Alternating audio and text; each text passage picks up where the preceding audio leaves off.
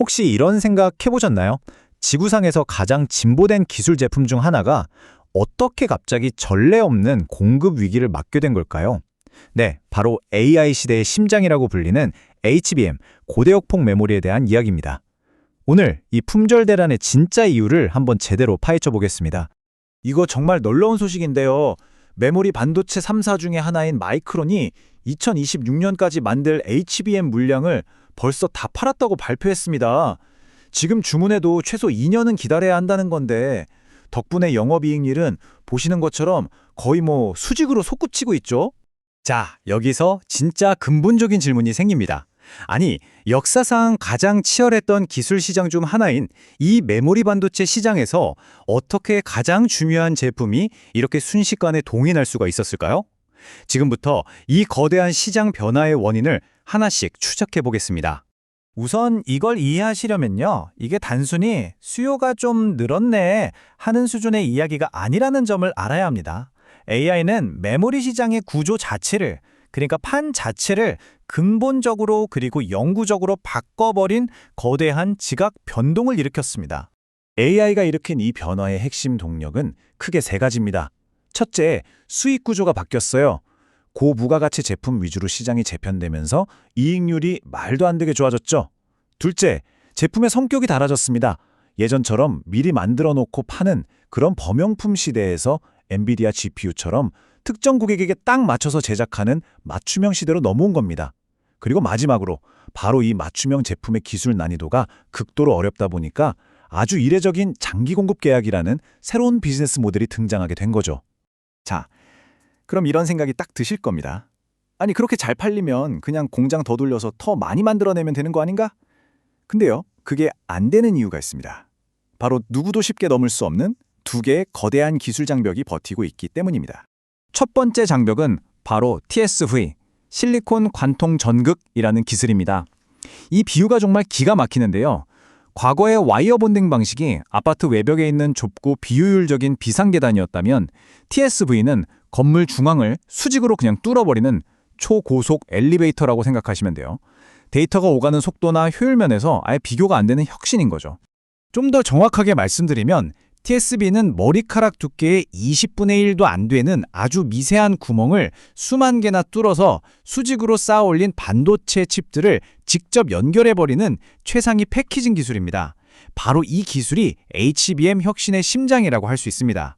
하지만 두 번째 장벽은요. 이건 그냥 어렵다 이 정도 수준이 아닙니다. 이건 하나의 함정이라고 할 수 있어요. 바로 수율의 함정입니다.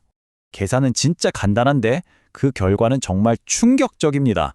D램 칩 하나를 만들 때 수율, 그러니까 양품 비율이 90%로 아주 높다고 한번 가정해보죠. 그런데 HBM은 이걸 8단, 12단으로 계속 쌓아 올려야 하거든요. 8단만 쌓아도 최종 수율은 90%의 8제곱, 약 43%까지 뚝 떨어집니다. 절반 이상이 그냥 불량품이 된다는 뜻이에요. 바로 이게 수율의 함정이 작동하는 방식입니다. 8개의 층을 힘들게 쌓는 과정에서 단 하나의 층에서라도 아주 미세한 불량이 발생하면 엄청난 비용과 시간을 들여서 쌓아 올린 이 HBM 칩 전체를 그대로 버려야 합니다. 단 한 번의 실수도 용납하지 않는 이 구조가 HBM의 진입장벽을 거의 천문학적인 수준으로 높여버린 겁니다. 자, 이쯤에서 우리는 시야를 좀 더 넓혀봐야 합니다. 이 기술 장벽이 왜 지금 이렇게까지 강력한 힘을 발휘하게 됐을까요? 그 답은 지난 30년 동안 벌어진 정말 잔혹했던 생존 게임의 역사 속에 숨어 있습니다. 1990년대 PC 혁명의 바람을 타고 20개가 넘는 기업들이 D램 시장에 뛰어들었어요. 하지만 2000년대 IT 버블이 터지면서 서로가 서로를 죽이기 위한 그야말로 처절한 치킨 게임이 시작됐죠. 수많은 기업들이 파산하고 역사 속으로 사라진 끝에 결국 이 전쟁터에서 살아남은 승자는 단 3곳뿐이었습니다. 바로 이겁니다. 30년간의 생존 게임이 만들어낸 3사 과점 구조, 그리고 오직 이들만이 넘을 수 있는 기술 장벽이라는 두 개의 거대한 힘이 딱 만나면서 시장의 권력 균형이 영구적으로 그리고 완전히 뒤바뀌어버린 겁니다. 이 권력의 이동을 이 시소 그림이 아주 명확하게 보여주죠. 과거에는 여러 공급자들 사이에서 구매자가 왕이었지만 이제는 엔비디아나 빅테크 같은 거대 구매자들조차 HBM 없이는 AI 사업을 할 수가 없게 됐습니다.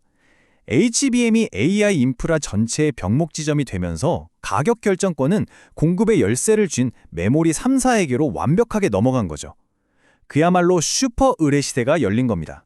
과거와 현재를 비교해보면 그 변화가 더 뚜렷하게 보입니다.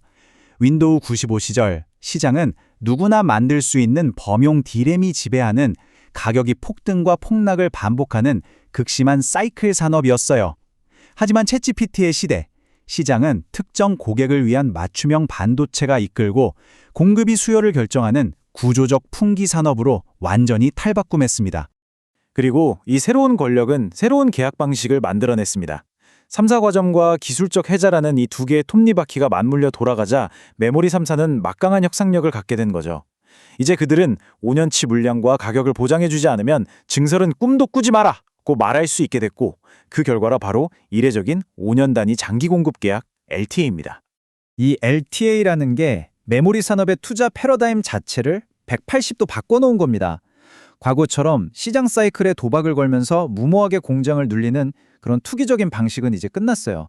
이제는 확정된 주문을 바탕으로 안정적인 수익을 보장받으면서 보수적으로 증설하는 구조적 성장 모델로 완전히 전환된 거죠.